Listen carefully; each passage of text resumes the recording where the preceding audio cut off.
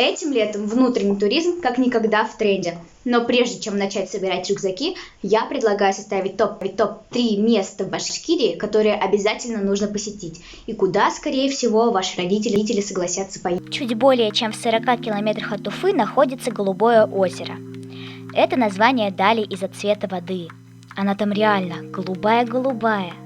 Вдаем необычен тем, что это озеро-родник. Круглый год температура воды в Голубом озере плюс 5 градусов.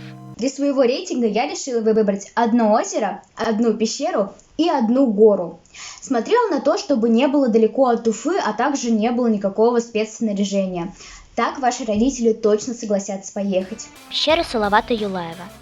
Здесь, по легенде, прятался народный герой.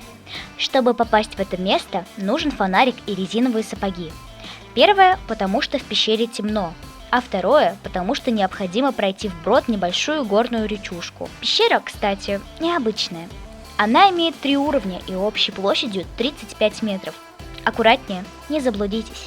Иремель – самая знаменитая вершина Уральских гор. Кстати, эти горы самые древние на планете. Говорят, что гуляя там, можно найти окаменелую улитку или скелет рыбы. Так что смотрите под ноги внимательнее. Гора Иремель довольно популярна среди туристов. Говорят, что это место силы, и что если загадать желание на самой вершине, то оно обязательно сбудется. А еще там очень красиво. Наш регион имеет большие возможности для активного отдыха. Узнавайте о родном крае больше, заряжайтесь энергией природы и спасайте родителей от бесконечной работы. Карина Сагитова специально для Горы новостей.